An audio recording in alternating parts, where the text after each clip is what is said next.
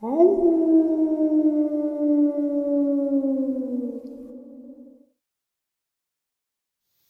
and salutations, everyone, and welcome to tonight's middle of the night bonus upload. Before we jump into it, a couple links.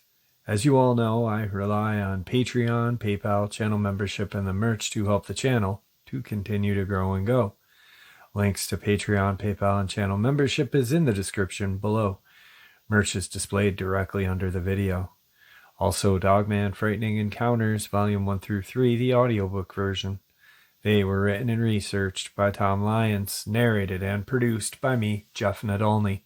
Those audiobooks are available on Audible, Amazon, and iTunes, links to which are also in the description. Also, last but definitely not least, if you'd really like to help support this channel to continue to grow and go, simply subscribe. It doesn't cost a cent. Click the like button, takes half a second.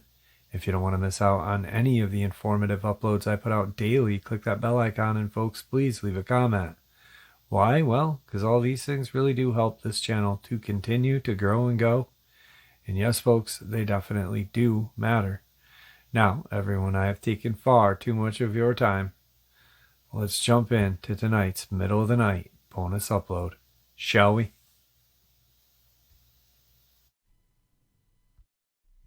Today's first encounter. Back 36 years ago, my dad had been a Marine. He was a tough guy. He started taking me hunting at 7 years old. I had killed my first deer at 9. By the time I was 12, I was hunting by myself. I'd loved deer hunting. I would bow hunt, rifle hunt, then I moved on to dog hunting, never missing it. I was 16 when this happened in Louisiana. It was the 1985 deer season opening weekend of rifle season, and it was going to be cold and high winds blowing. I told my mom I was going to go to the old Rock Creek stand for an early morning hunt, and she tried to talk me out of it because of how bad the weather would be. But I said I can't miss opening day. I made it to my spot and parked my truck well before daylight and started to walk into my stand that was 2 miles away. I made it to my climbing stand before daylight and settled down waiting for dawn. It was cold, like bone cold, and the wind was blowing 35 to 40 miles an hour. I sat in my stand for an hour and a half past daylight when I thought to myself, I'm freezing. I can't stay out here any longer. But I didn't want to miss opening day. I wanted to bring home a nice buck to impress my dad. So I decided I would walk toward the creek, which was another 2 miles away. Hit the creek and follow it to the old duck pond. I got down and started my slow, still hunt. It would take me about 30-35 minutes to make this walk, but still hunting is slower, so I'd say 50 to 60 minutes. I got off my stand at around 7:30, adding the 60-minute walk, and this encounter happened between 8:30 and 9 a.m.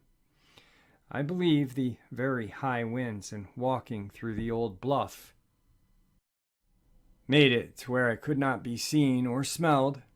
I had made it almost to the creek and had seen nothing. It was like nothing was out in this weather. The wind was howling, but there was no other sounds. I kept thinking to myself, even the animals are smarter than you. Just before I got to the creek, there's this old bluff, and I walked down into that draw and started walking up to the creek. As I stepped onto the top of that draw and looked down at the creek, I saw something sitting on the other side of the creek about 20-25 feet from me. My first thought, oh man, it's a bear. But then it quickly stood up on 2 legs and was looking right at me. My mind was trying to process what exactly it was that I was seeing. The creature looked confused, and its mouth started to open and close. It had a large mouth. It was clenching its hands, opening, closing them, flipping its hands oddly, and it was covered in brown to light brown fur everywhere except for its face and the sides of its legs between the hips and knees. The face was a light color, and its skin looked old and sun-dried. It had a large, flat nose, a thick brow line, and it had human-like appearance, but it was not a human. It wasn't an ape or a bear either. It started to look all around, and then turned and started to walk away from me. It would turn its shoulder and its head to look at me as it was walking away. I had my 30-30 rifle in my hands and my 357 Magnum in my holster on my side, and I never not once thought about shooting this thing. I quickly turned and started down the old draw, and by the time I was down there, this weird loud noise started up all around me. At the time, I had no idea what the sounds were, and I was panicked. I now know the sounds were tree knocks, and there isn't any way of knowing how many creatures there were. But by the tree knock sounds that were coming from everywhere, they were all around me.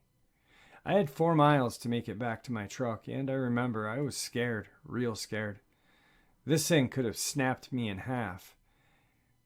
I knew if it came after me, my 30-30 would kill it, but it wouldn't stop it from reaching me, and it would die long after. It had already killed me because I didn't have the knockdown power to stop it. I kept thinking the whole way out, it's right behind you. It's going to grab you. But in truth, nothing followed me that I had seen. I would run until my lungs felt like they were going to burst from the cold, and then I would stop and slow walk, trying to catch my breath before running again. I made it back to my truck, got in, and drove away. I had to stop some miles down the road because I was shaking so bad I couldn't drive. That moment gave me PTSD for a long time. It was over a year before I went back into the woods, and I didn't go before daylight. When I finally did go back, I would be in my tree stand and see something off in the distance, and begin to sweat, only to see that there was nothing there.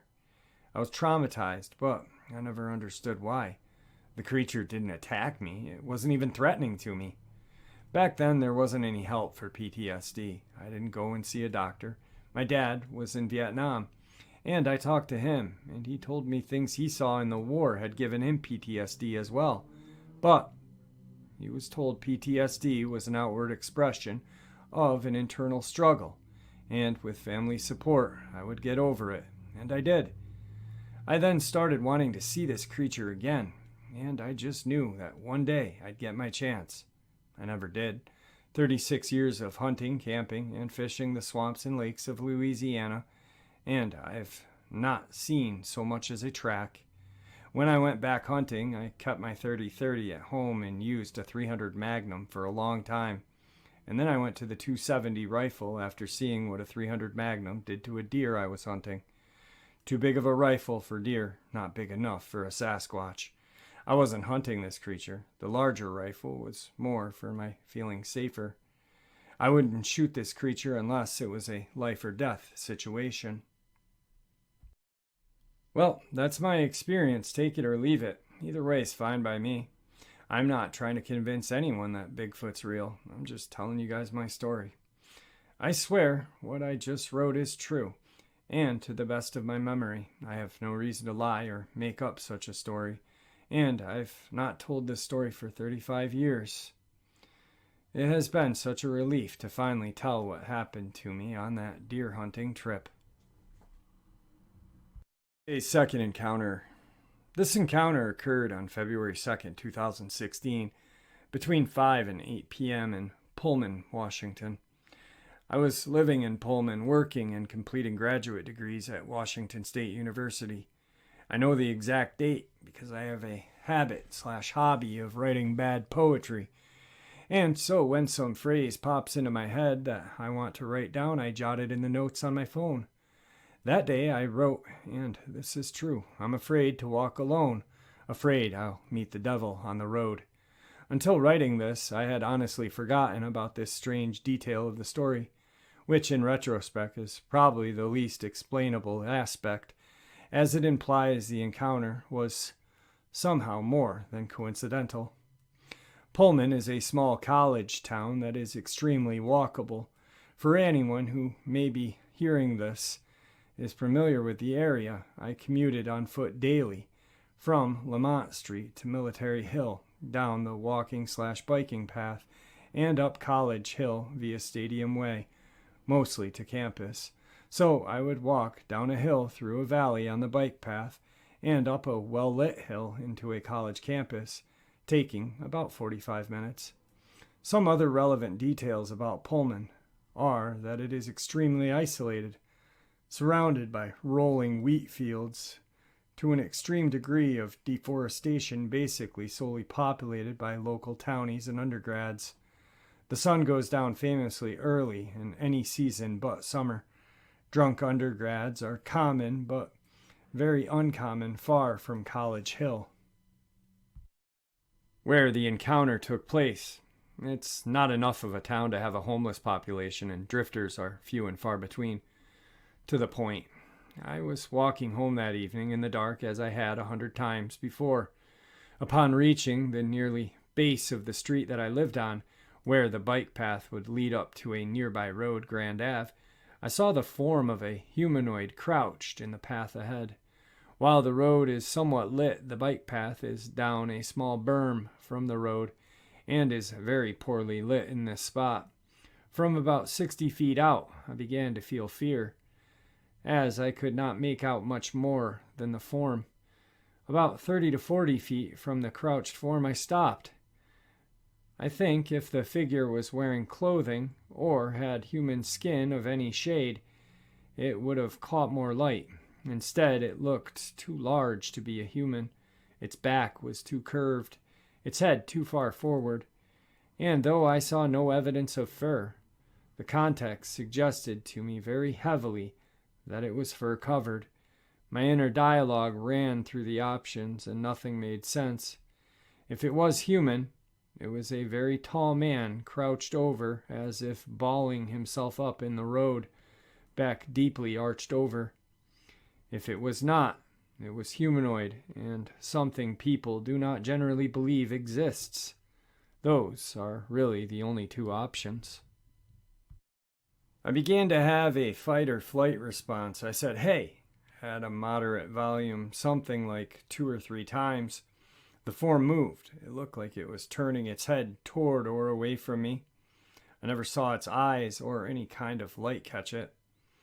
It just looked like it was hunched over, crouched humanoid in the middle of the bike path at night, too large to be a person whose high school didn't try and get them to play basketball. And hey, maybe it was a drunk basketball player a half a mile from campus, or maybe not. I was torn between the realization that I was potentially witnessing something fantastic and would live beyond the moment. The will to live fear, I guess, won. I immediately clambered up the embankment to the road, crossed the road, and walked the rest of the way home on the other side.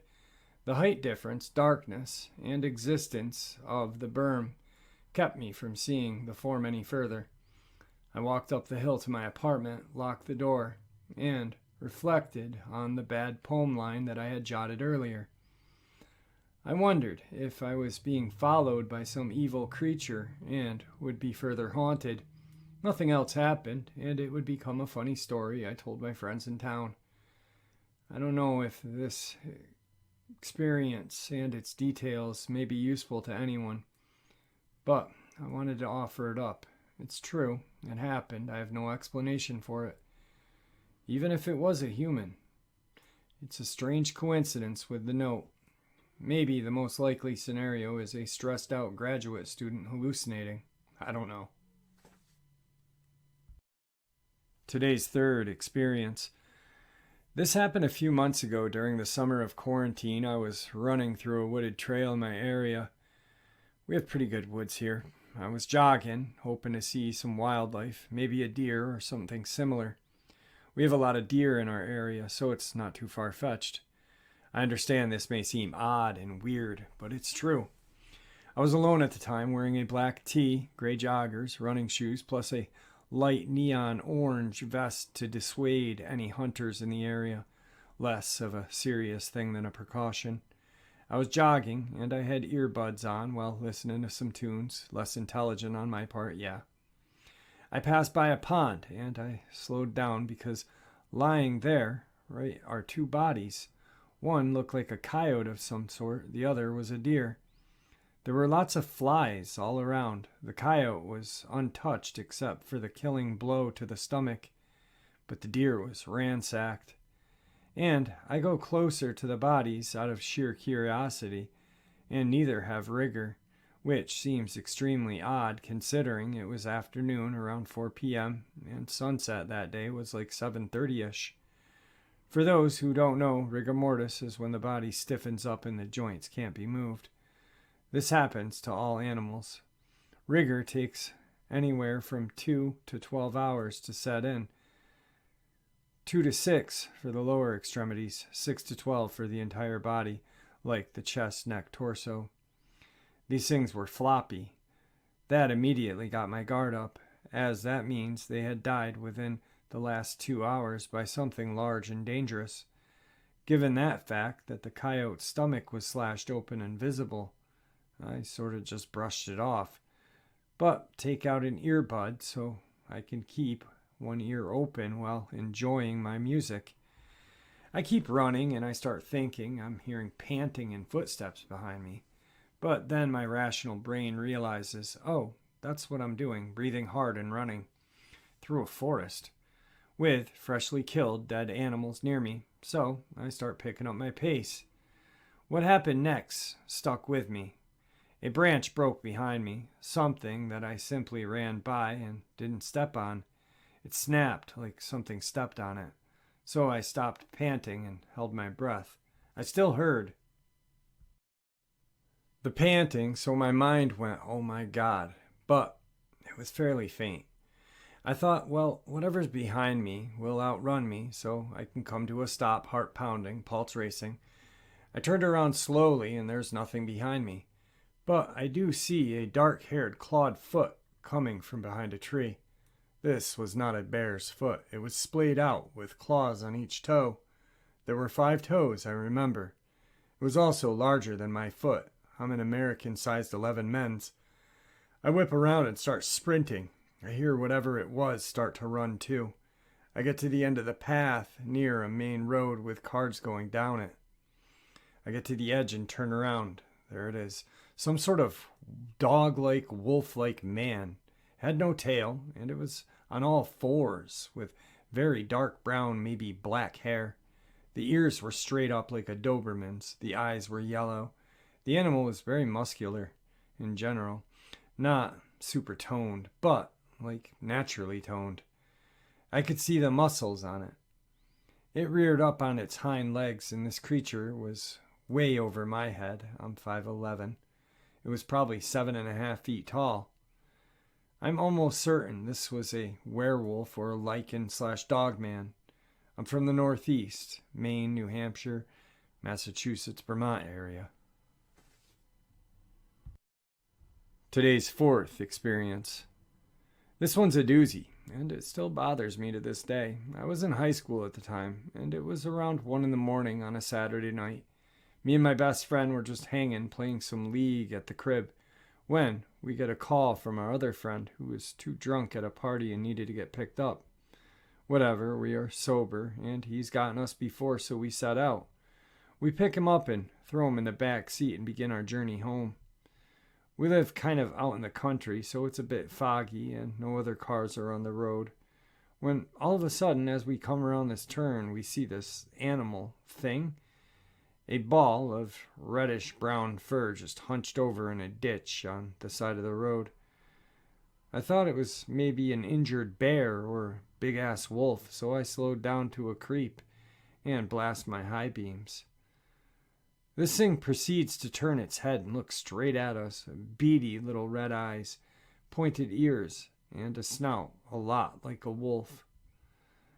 I can't look away from this thing, as our drunken friend is rolling around in the back completely unaware. This thing then stands up on its hind legs and turns to face us. Looks like a werewolf/vampire mix, fangs poking out of its mouth, long pointed ears, covered in long reddish-brown fur that's thinner on its chest than its midsection. It's taller than the street sign that's next to it in the ditch, easily 8 to 9 feet. It's lanky as hell, but still I can see some muscle definition. And it's just staring at us. I glance over at my buddy in the passenger seat, and he's sunken way down, shaking, just saying, "Drive, drive, drive, dude, please drive. Jake, please drive." I turn my head back to decide if I'm going to have to run this thing over. This thing gets down on all fours and bounds across the field next to it at a breakneck pace. And I just sat there stunned, snap out of it and drive home, questioning if I go on to be one of those crazy Bigfoot people and spend the rest of my life hunting these things. Nobody ever believes me when I tell them the story, but I can still call my buddy up and ask, WTF did we see that night, dude? And he immediately knows what I'm talking about, so yeah. And now I spend 90% of my time in the forest and outdoors for my job, always knowing that crap like that really does exist out here. So, for most of my life, I've suspected that I'm not human. Not only in the sense of dysphoria I felt about my humanity, but also because, well, psychologically, I don't act human. Part of this probably has to do in a large part of my Asperger's. But it's not just that. I'm also an extremely strong empath, and that's always led to certain perspectiveness that has allowed me to read people in the room like a stack of cards. Most of my conversations are planned out 3 steps ahead. Anyway, moving on. I had a lot of recent experiences while participating in the occult that has given me the resounding yes in the non-human department. Well, I don't personally believe in David Icke's theories on reptilians, and think he's a fake. I can't discount the weird coincidences that reptilians and my non-human nature have in common, assuming he didn't pull it out of nowhere. Maybe there is something to this theory after all. I mean, I see a lot of references to ancient evidence, and while I can't seem to find anything credible, maybe I'm just not looking hard enough. So first of all, I'd like to say that I'm extremely powerful empath, which combined with my analytic personality means even when I am not focused, it's hard for me to not subconsciously manipulate situations in my favor. Secondly, I can pick up advanced psychic and occult techniques ridiculously fast, like on the first try after just reading about it. What is this anime level fast? I also recently found out that as an amateur in their 20s, I've been using master level meditation techniques. So you see, this non-human part of myself is extremely aggressive. I've learned recently that I was likely a warrior guardian serving as a minor deity for another god in the past before quitting.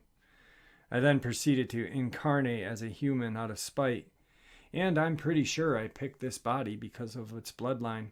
You see, I have a lot of Celtic, Roman, Egyptian, Jewish heritage that is very royal, as in I am the exact likeliness of one of the Roman emperors and possess extremely high-level Celtic nobility in my blood sort of royalty. This matters because I feel as if my former post was in the Egypt, Ireland. They're historically linked. I've been to Ireland and I felt an immediate connection to the power boost, and I've always felt a similar connection to Egypt.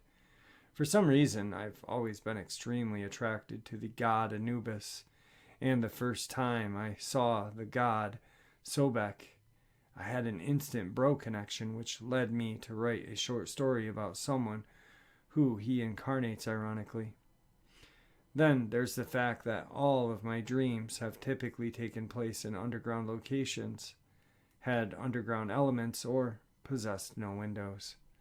In addition, while I am capable of going to higher energy states, most of the time I prefer to interact with beings of low energy states. I was even a talent scout by the Hell Dimension at one point, which was interesting. Extradimensional abduction is a lot worse than extraterrestrial ones. And that's not the first time I've professed an ease in traversing realities or dimensions either.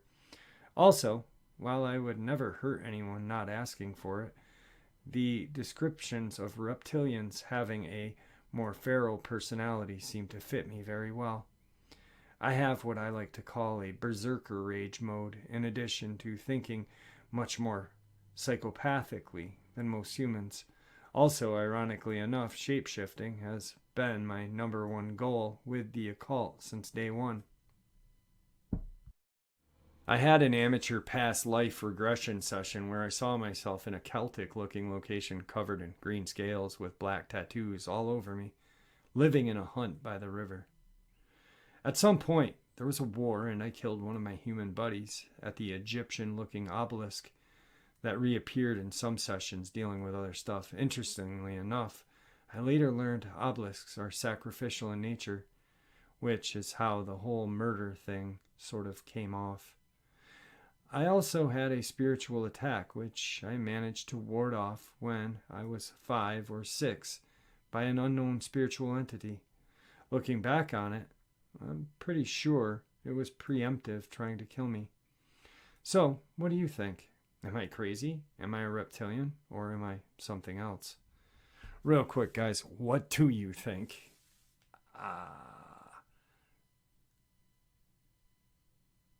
I'll look for comments about what this guy is.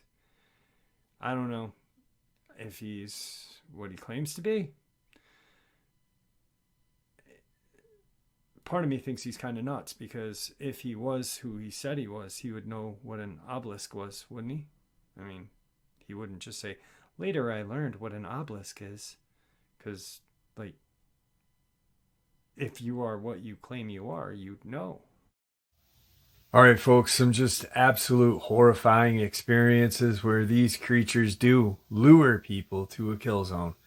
I really believe that they are the apex predator in our forests, and tactily they will do what is necessary to lure humans either out of vehicles into a perfect spot where they will not be noticed attacking or whatnot. These creatures are out there, and they are, in my eyes, the apex predator. I hope you enjoyed this middle of the night bonus upload as much as I enjoyed sharing it with you. I'd like to thank you all for supporting the channel. Your support is what makes this channel continue to grow and go, and what makes it special. It is truly appreciated. Guys, everyone stay safe, happy, healthy, and ever vigilant, keeping an eye on our children, our pets, our family, and friends. These creatures are real. They're out there. They're dangerous. Share this information with the people you love and care about, and it may just help save their lives someday. Until next time, never stop asking questions and never stop searching for answers. God bless.